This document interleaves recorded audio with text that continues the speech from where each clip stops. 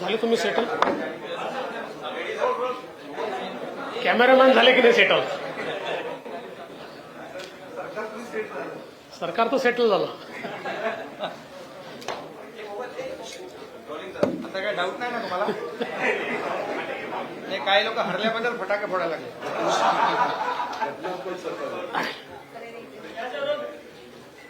सर्वोच्च न्यायालयाने पूर्णपणे घटनात्मक ठरवलेल्या सरकारच्या पत्रकार परिषदेमध्ये मी आपल्या सर्वांचं स्वागत करतो.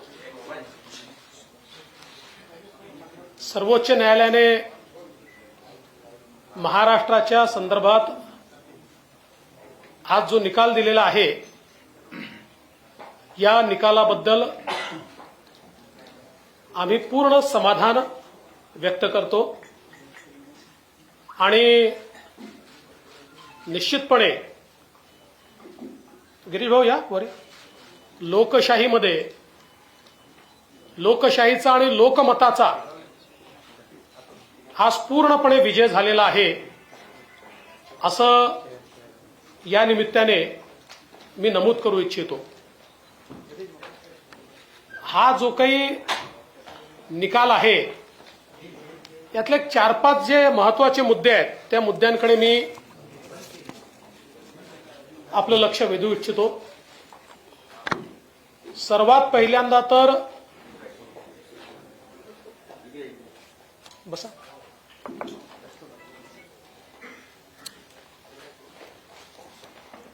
सर्वात पहिल्यांदा तर महाविकास आघाडीच्या मनसुब्यावर पूर्णपणे पाणी फेरत सर्वोच्च न्यायालयाने स्पष्टपणे सांगितलेलं आहे की स्टेटस को एंटे करता येणार नाही, उद्धव ठाकरेंना पुन्हा मुख्यमंत्री बनवता येणार नाही. दुसरं, त्यांनी अतिशय स्पष्टपणे हे सांगितलेलं आहे की डिस्क्वालिफिकेशनच्या ज्या पिटिशन्स आहेत या संदर्भातला सगळा अधिकार हा स्पीकरचा आहे आणि त्यामुळे स्पीकर हे डिस्क्वालिफिकेशनच्या पिटिशनवर सुनावणी घेतील आणि त्यात त्यांनी जे ऑब्झर्वेशन केलं ते अत्यंत महत्वाचं आहे. There are no extraordinary circumstances in the instant case that warrant the exercise of jurisdiction by this court to adjudicate disqualification petition. The speaker must decide the disqualification petition. त्यामुळे याच्यामध्ये कुठलंही एक्स्ट्रॉर्डिनरी सिच्युएशन नाही. त्यामुळे supreme कोर्टाने याच्यामध्ये हस्तक्षेप करण्याला नकार दिलाय आणि ते स्पीकरचे अधिकार हे स्पीकरलाच दिलेले आहेत. दुसरं, हे सगळं डिस्क्वालिफिकेशनचे पिटिशन सुरू असताना ज्यांच्या विरुद्ध पिटिशन सुरू आहेत अशा आमदारांचे सगळे अधिकार हे पूर्णपणे त्यांना आहेत असं देखील अतिशय स्पष्टपणे म्हटलेलं आहे किंवा त्यांना right to participate in house regardless of pendency of any petition of their disqualification. आणि जी काही हाऊसचे प्रोसिडिंग चालतील वगैरे याचा डिस्क्वालिफिकेशनचा जो काही निकाल आहे त्याच्याशी काही संबंध राहणार नाही असं सांगितलेलं आहे. त्यामुळे ज्यांच्या विरुद्ध डिस्क्वालिफिकेशनची पिटिशन या ठिकाणी चालू आहे त्यांना सगळे अधिकार आहेत हे स्पष्टपणे या ठिकाणी सर्वोच्च न्यायालयाने सांगितलेलं आहे. त्यानंतर एक अजून महत्वाचं ऑब्झर्वेशन आहे की ज्यामध्ये त्यांनी इलेक्शन कमिशनला पूर्णपणे अधिकार आहेत हे स्पष्टपणे सांगितलेलं आहे आणि regardless of disqualification petition proceedings election commission स्वतंत्रपणे निर्णय हा या ठिकाणी घेऊ शकतं. त्यामुळे जे इलेक्शन कमिशनच्या निर्णयावर किंवा त्यांनी केलेल्या प्रोसिडिंग्सवर जे प्रश्नचिन्ह निर्माण करण्याचा प्रयत्न उद्धव ठाकरे यांच्या गटाने केला होता तो पूर्णपणे चुकीचा आहे हे यातनं स्पष्ट झालं आहे. आणि हे अतिशय स्पष्टपणे त्यांनी असं म्हटलंय की the speaker and the ECI are empowered to concurrently adjudicate on the petitions before them under 10th schedule and under paragraph 15 of the symbols order respectively. आणि while adjudicating petitions under paragraph 15 of the symbols order, the ECI may apply a test that is best suited to the facts and circumstances of case before it. म्हणजे सगळे अधिकार हे election कमिशनचे आहेत आणि त्याच्यामध्ये कुठलीही बाधा नाही, हेही या ठिकाणी अतिशय स्पष्टपणे सांगितलेलं आहे. त्यानंतर एक अजून महत्वाची गोष्ट की याच्यामध्ये for the purpose of 10th schedule political party कुठली आहे हे डिसाईड करायचे अधिकार देखील स्पीकरला देण्यात आलेले आहेत. याच्यामधला जी पॅराग्राफ जर आपण वाचला, the speaker would prima facie determine who the political party is for the purpose of adjudicating disqualification petitions under paragraph 2(1) of the 10th schedule where two or more factions claim to be the political party. त्यामुळे याही बाबतीत अतिशय स्पष्टपणे अधिकार हे स्पीकरला देण्यात आलेले आहेत. आणि सगळ्यात महत्वाचं, the governor was justified in inviting mister Shinde to form the government असं म्हटल्यामुळे आता हे सरकार पूर्णपणे कायदेशीर, आधी कायदेशीरच होतं, संवैधानिकच होतं, पण काही लोकांना शंका होती. मला असं वाटतं की सर्वोच्च न्यायालयाने त्यांच्या शंकेचं समाधान केलं असावं. अर्थात ते सर्वोच्च न्यायालयाला मानत असतील तर, आम्ही तर मानतो, ते मानत असतील तर त्यांच्या शंकेचं निश्चितपणे समाधान झालं असेल. आज उद्धव ठाकरेजींची पत्रकार परिषद मी बघितली. नॉर्मली मी बघत नाही, पण जाता जाता थोडी शेवटचं मला पाहायला मिळालं आणि त्याच्यामुळे ते असं म्हणाले की मी नैतिकतेच्या आधारावर राजीनामा दिला. माझा त्यांना सवाल आहे, भारतीय जनता पक्षासोबत निवडून आलात आणि काँग्रेस राष्ट्रवादी सोबत गेला, तेव्हा ही नैतिकता कुठल्या डब्यामध्ये बंद केली होती याचं पहिले उत्तर द्या. तेव्हा ही नैतिकता कुठे होती? खरं म्हणजे नैतिकतेचा विषय तुम्ही सांगू नये, कारण तुम्ही खुर्ची करता विचार सोडला आणि एकनाथ शिंदेंनी विचाराकरता खुर्ची सोडली. ते सत्तेमध्ये होते आणि ते विरोधी पक्षासोबत आमच्यासोबत आले. त्यामुळे नैतिकतेचं बोलण्याचा कुठलाही अधिकार, नैतिक अधिकार तुम्हाला नाही. उद्धवजी, तुमच्या लक्षात आलं होतं, तुमच्याकडे नंबर नाही, तुम्ही हारणार आहात, लोक तुम्हाला सोडून गेले आहेत. त्यामुळे त्या लाजेपोटी आणि त्या भीतीपोटी तुम्ही त्या ठिकाणी राजीनामा दिला. त्यामुळे विनाकारण त्याला नैतिकतेचा मुलामा चाडवण्याचा प्रयत्न करू नका. एकनाथ शिंदेंनी राजीनामा देण्याचा प्रश्नच उद्भवत नाही, कारण आज त्यांच्या नियुक्तीवर पूर्ण शिक्कामोर्तब सर्वोच्च न्यायालयाने या ठिकाणी केलेलं आहे. माननीय मुख्यमंत्री बोलायच्या आधी मी हिंदीमध्ये फक्त थोडंसं ब्रीफिंग आपल्याला करून देतो.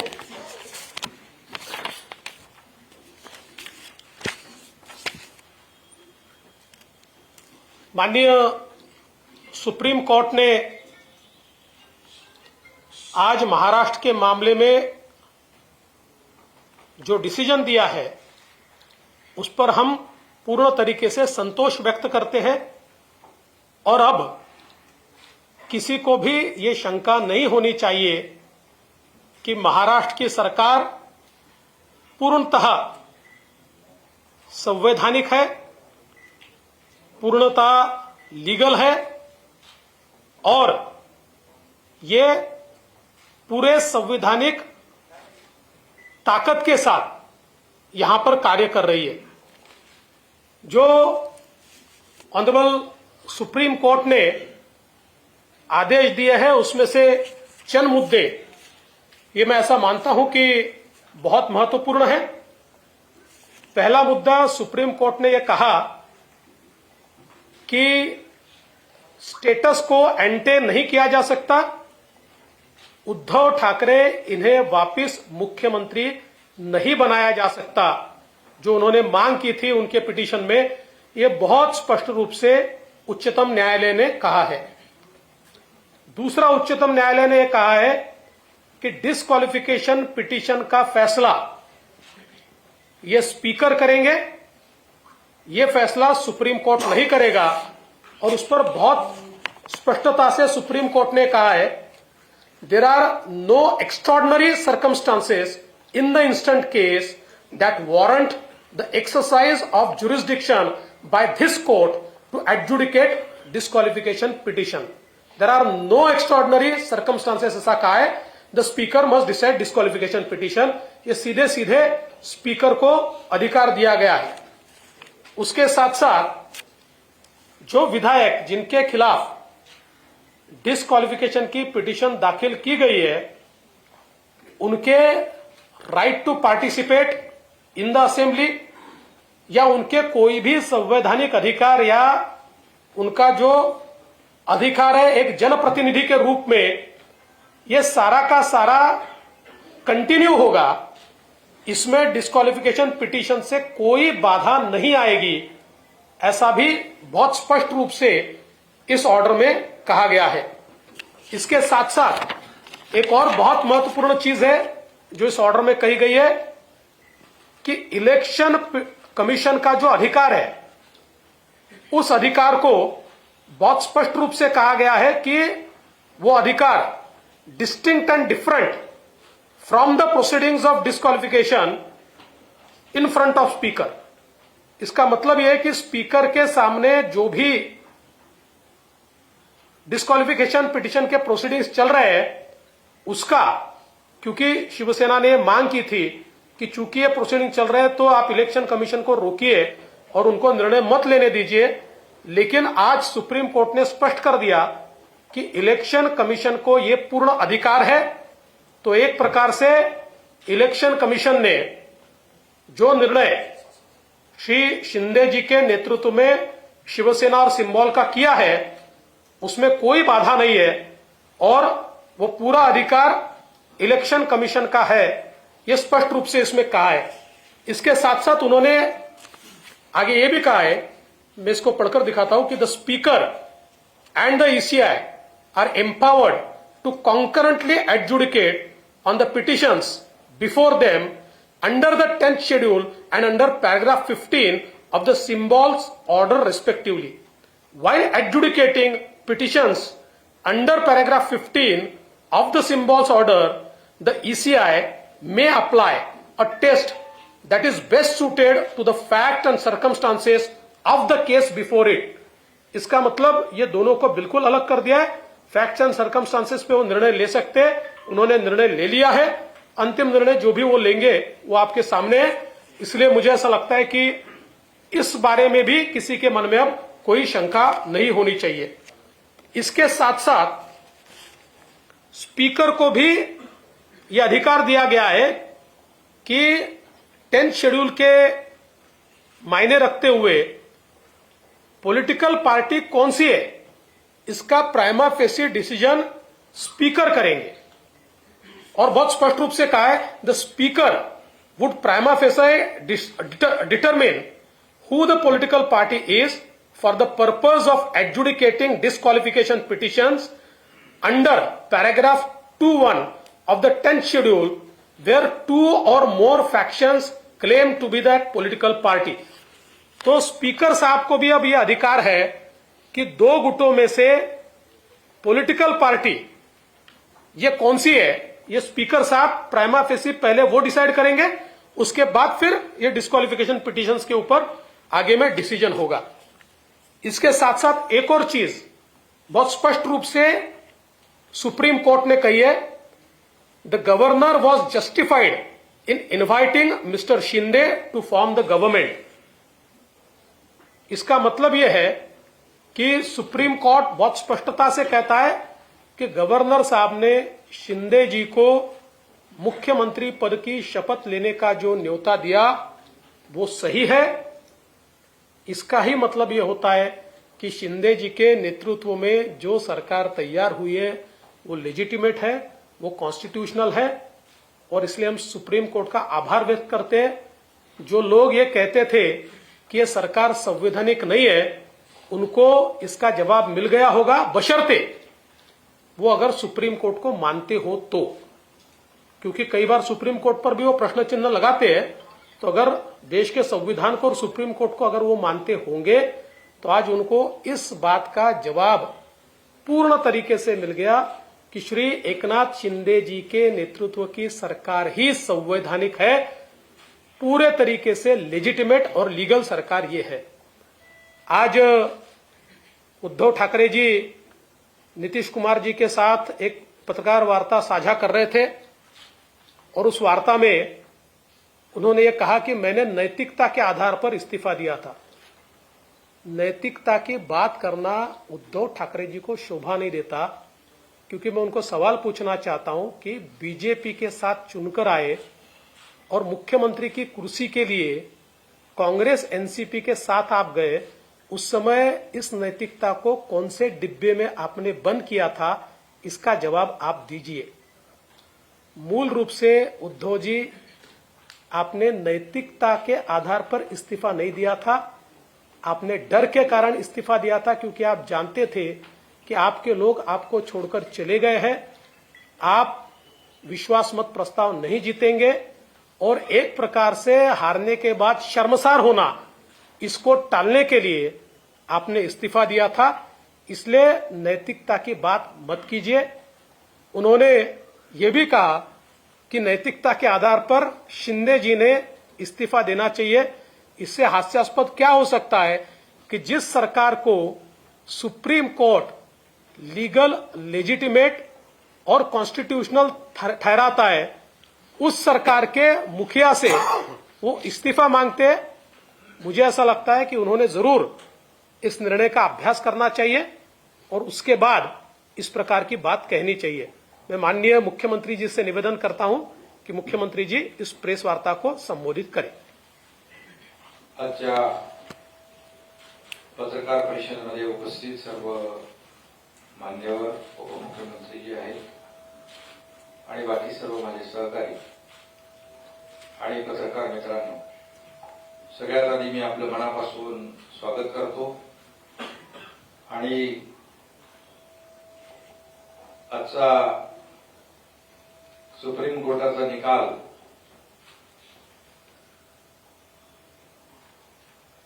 आपल्या लोकशाहीमध्ये अपेक्षित असलेला निकाल लागल्याबद्दल मी आमच्या सगळ्यांना शुभेच्छा मलाही दिल्यात, पण तुम्हालाही देतो शुभेच्छा सगळ्यांना। खरं म्हणजे अखेर सत्याचा विजय झाला आणि सुप्रीम कोर्टामध्ये आज आपण आलेला निकाल देखील पाहिला। त्याच्यामध्ये काही कायदेशीर आणि टेक्निकल बाबींचा उल्लेख आदरणीय देवेंद्रजींनी या ठिकाणी आपल्या समोर केलेला आहे। खरं म्हणजे आज आपण जर पाहिलं तर मी जेव्हा जेव्हा आपण मला विचारत होता त्यावेळेस मी सांगत होतो की लोकशाहीमध्ये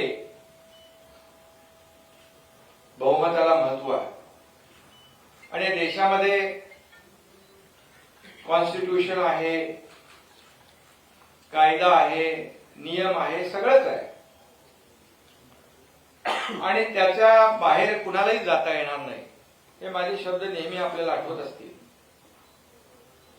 आणि आम्ही सरकार जे स्थापन केलं ते पूर्णपणे कायदेशीर चौकटीत बसून कायदेशीर सगळ्या बाबींची पूर्तता करून आम्ही सरकार स्थापन केलं आणि बहुमताचं सरकार स्थापन झालं आणि आज सुप्रीम कोर्टाने त्याच्यावर शिक्कामोर्तब केलेला आहे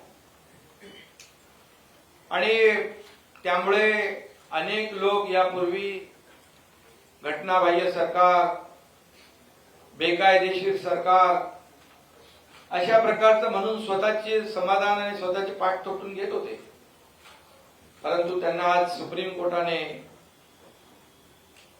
एक घटनाबाह्य सरकार म्हणणाऱ्यांना चांगली चपराक दिली आहे आणि खऱ्या अर्थाने त्यांना घटनाबाह्य सरकार म्हणणाऱ्यांना कालबाह्य केलेलं आहे। आणि म्हणून आज आपला हा जो निर्णय सुप्रीम कोर्टाचा आलाय त्याचा मी मनापासून आणि आम्ही सगळ्यांनी स्वागत केलेलं आहे. शेवटी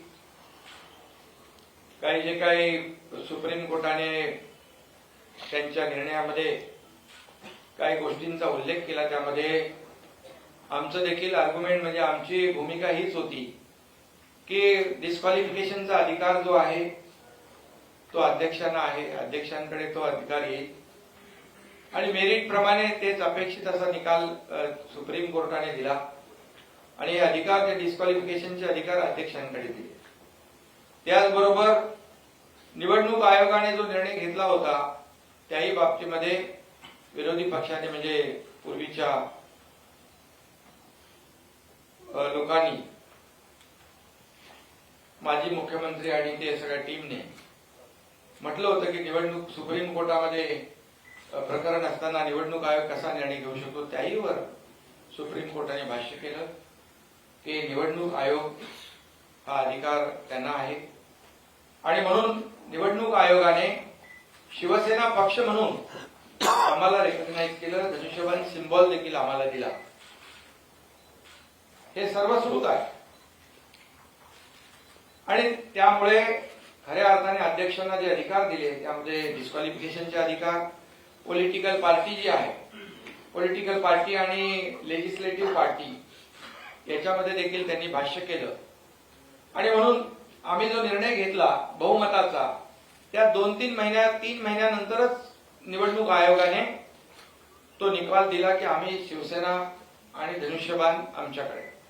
म्हणजे 2-3 महिन्यापूर्वी जो आम्ही निर्णय घेतला तो बहुमताचा निर्णय होता आणि त्यावेळेस देखील लेजिस्लेटिव्ह पार्टी बरोबर पॉलिटिकल पार्टी देखील आम्हीच होतो असे या ठिकाणी मी सांगू शकतो आणि त्याचा अधिकार जो आहे अध्यक्षांकडे दिलाय.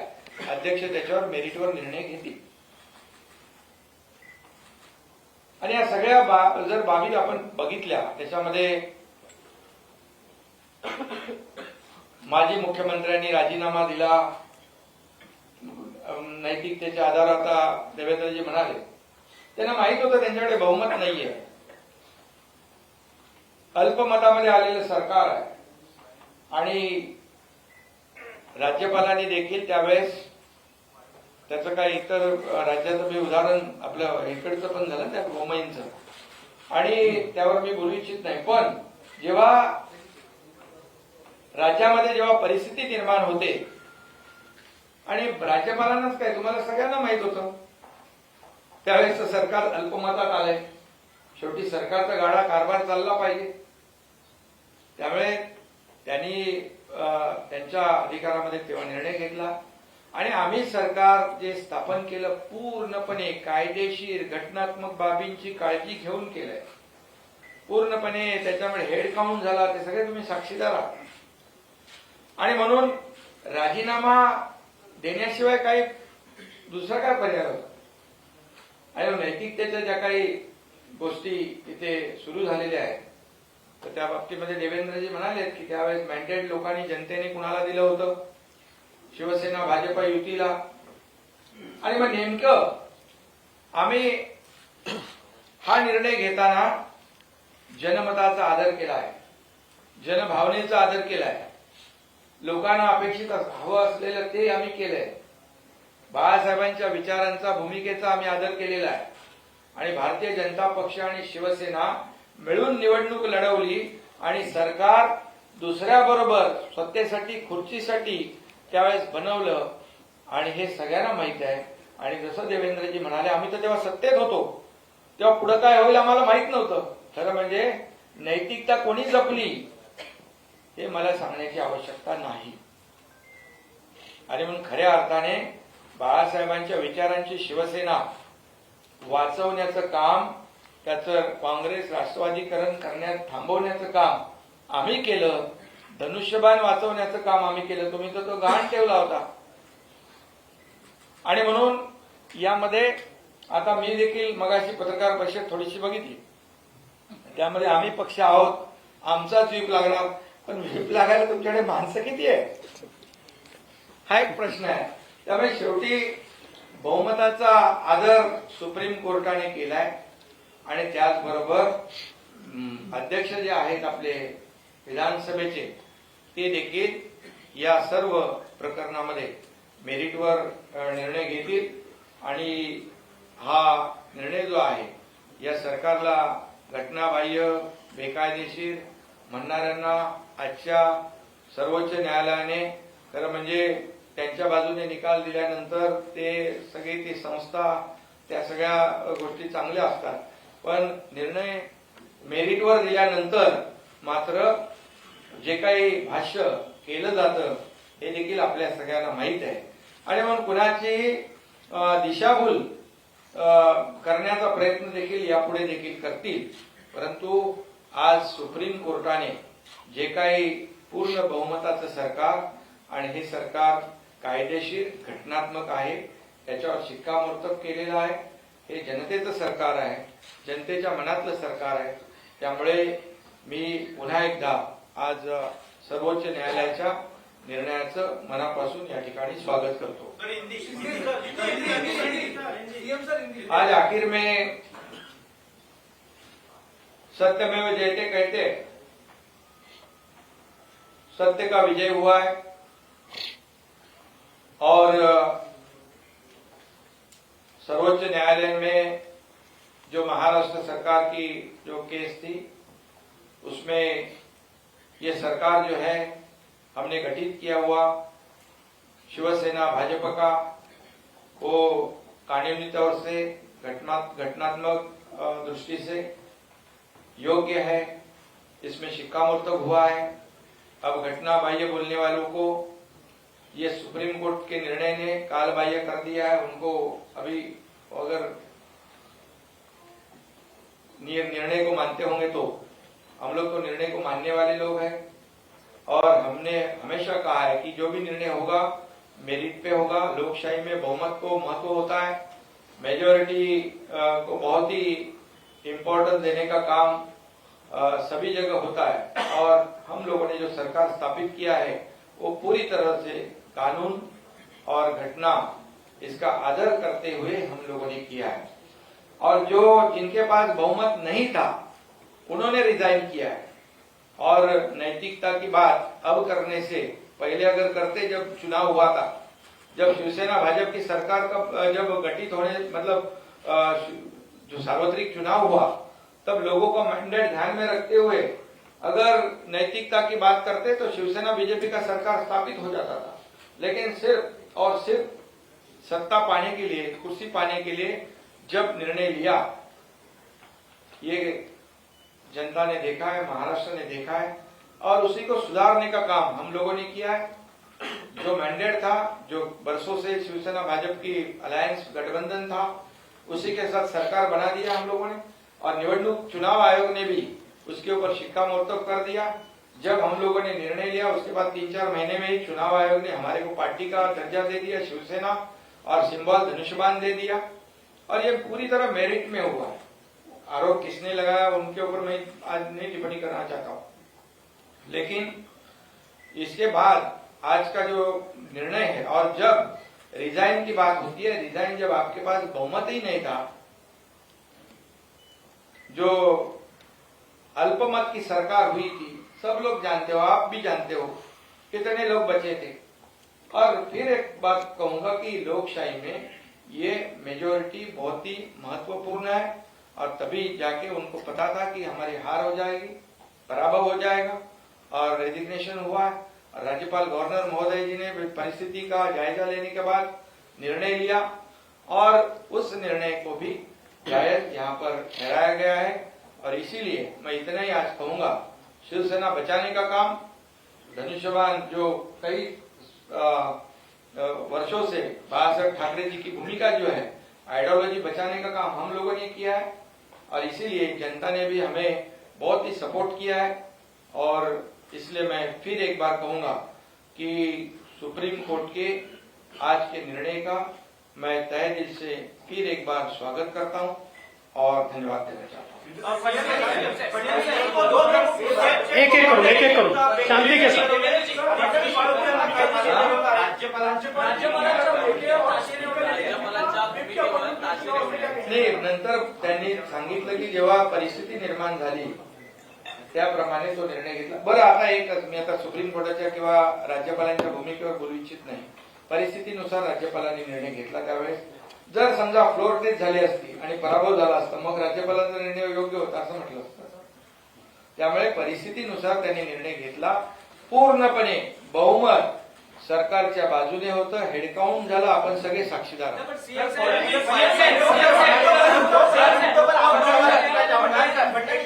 एक तो मुद्दा जो व्हिप का चयन किया गया स्पीकर की तरफ से, उस पर सवाल उठाए गए, और दूसरा मुद्दा जो सरकार बनाने के लिए गवर्नर ने जो इनवाइट भेजा था, आपने दूसरा पैराग्राफ पढ़ा, लेकिन उसके ऊपर का पैराग्राफ कहता है कि governor was not justified in calling upon mister Thackeray to prove his majority on the floor of the house. तो इस मुद्दे पर क्या कहेंगे? देखिए, सवाल यह है कि सुप्रीम कोर्ट ने एक टिप्पणी की है, लेकिन इस टिप्पणी के बाद उसको उल्टा तो नहीं किया है. सुप्रीम कोर्ट ने उसको स्ट्राइक डाउन तो नहीं किया है.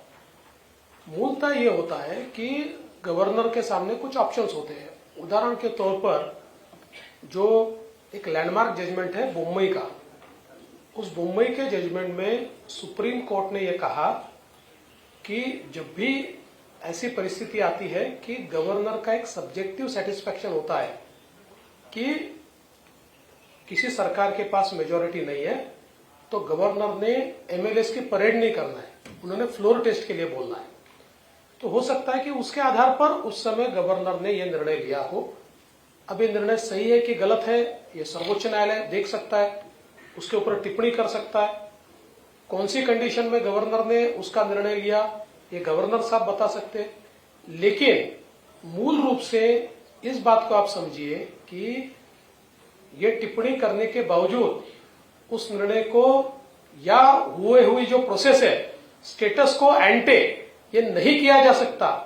ये स्पष्ट रूप से जब सुप्रीम कोर्ट कहता है, तो मैं ऐसा मानता हूं कि आगे आने वाले दिनों में किस प्रकार से निर्णय लेते समय गवर्नर साहब ने क्या क्या करना चाहिए, मैं ऐसा मानूंगा कि उसके लिए एक प्रकार से उन्होंने एक राह दिखाई है. और जहां तक व्हिप का सवाल है, उसमें उन्होंने ये कहा है कि पॉलिटिकल पार्टी ये व्हिप को अपॉइंट करती है. तो उन्होंने कहा एम्बिलिकल कॉर्ड, ये उसको सीवियर नहीं किया जा सकता, उसको तोड़ा नहीं जा सकता. लेकिन पॉलिटिकल, हमारा इंटरप्रिटेशन बहुत स्पष्ट है. पॉलिटिकल पार्टी कौन है? पॉलिटिकल पार्टी एकनाथ शिंदे जी है, क्योंकि क्योंकि इलेक्शन कमीशन ने, हमने जो उनके सामने मांग की थी, उस मांग के आधार पर शिंदे जी की याचिका को मान्य करते हुए पॉलिटिकल पार्टी उनको किया है. और अब इसका फैसला स्पीकर को लेना है, तो उससे पहले इसके ऊपर डिस्कशन करना ये गलत होगा. अब स्पीकर ये फैसला करेंगे कि उस समय पॉलिटिकल पार्टी शिंदे जी थे या और कोई था. और उसमें मैं थोड़ा ऐड करना चाहता हूं कि जब भी हम लोगों ने ये डिसीजन लिया सरकार बनाने का, उसके बाद 3 महीने के बाद चुनाव आयोग ने तो हमारे को पॉलिटिकल पार्टी का दर्जा दे दिया था. एक चीज और मैं कहना चाहता हूं, आपसे हाथ जोड़कर निवेदन करता हूं कि सुप्रीम कोर्ट के फैसले से पहले कई नेता और चंद पत्रकार ये सुप्रीम कोर्ट बन गए थे और उन्होंने कई फैसले सुना दिए थे. तो आप तो सारे बहुत समझदार पत्रकार हो. अब चूंकि निर्णय स्पीकर साहब को लेना है, तो इसलिए उसके बारे में स्पेक्युलेटिव बोलना ये सही नहीं होगा. इसलिए उसके ऊपर सवाल करना ये भी ठीक नहीं होगा.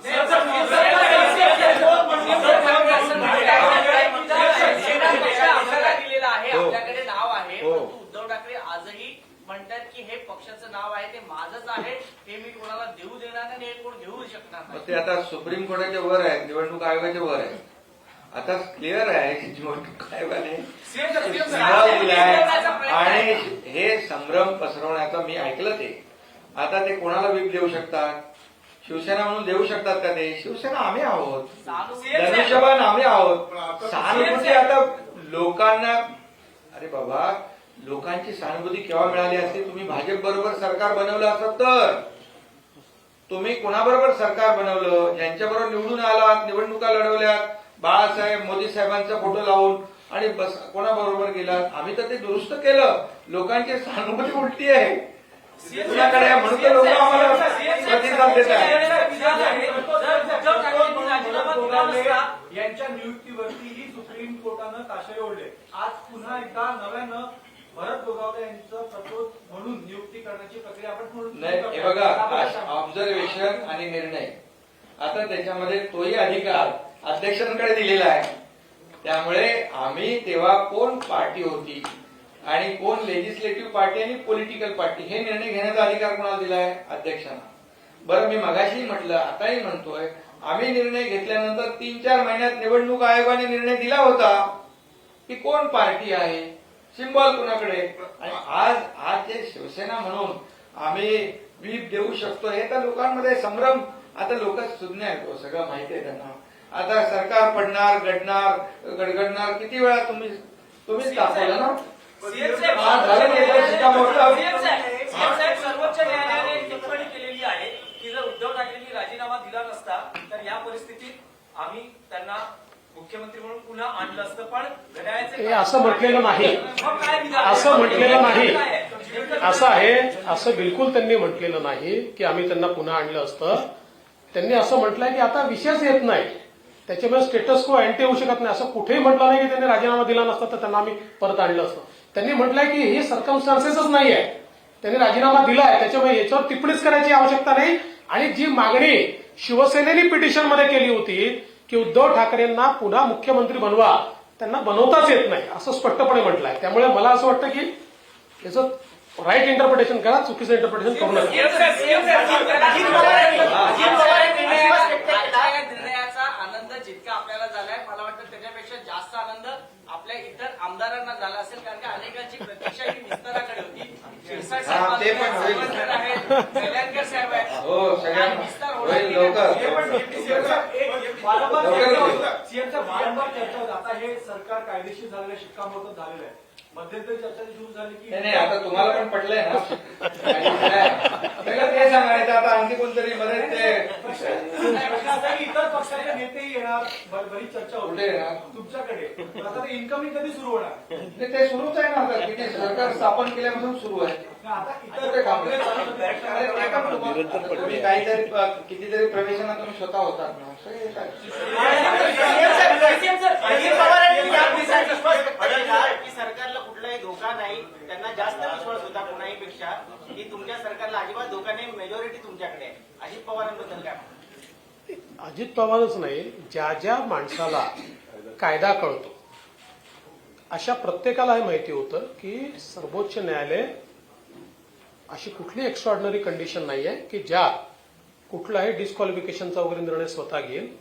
त्यामुळे कुठल्याही सेन्सिबल वकिलाला किंवा कायदा करणाऱ्या व्यक्तीला हे माहिती होतं की सर्वोच्च न्यायालय हे लोकशाहीने अधिकार स्पीकरला दिले आहेत, हे स्पीकरलाच सांगेल. आणि म्हणून कदाचित त्यांनी त्या संदर्भात ते भाष्य केलं असं.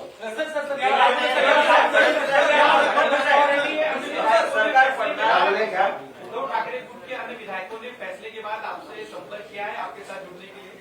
अरे भैया, अभी तो फैसला अभी हुआ है ना. अभी संपर्क तो अभी उसके ऊपर अभी मैं भाषण नहीं करना चाहता हूँ.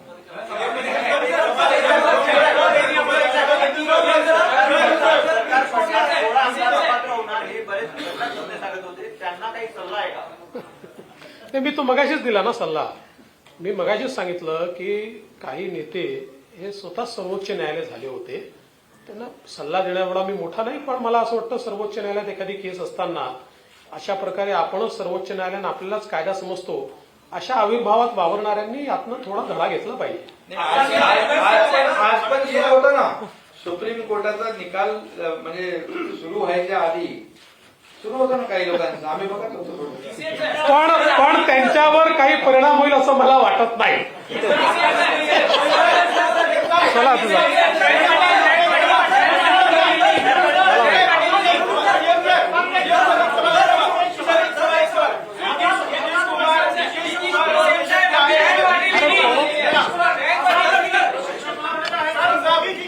अरे भाई, नीतीश कुमार हम लोग कोई भी हो. शिवसेना बीजेपी यहाँ महाराष्ट्र में मजबूत है. और फिर चुनाव लड़ेगी, पूरे मेजोरिटी के साथ जीतेगी। काय विषय आता दुसरा विषय करायचा अरे भाई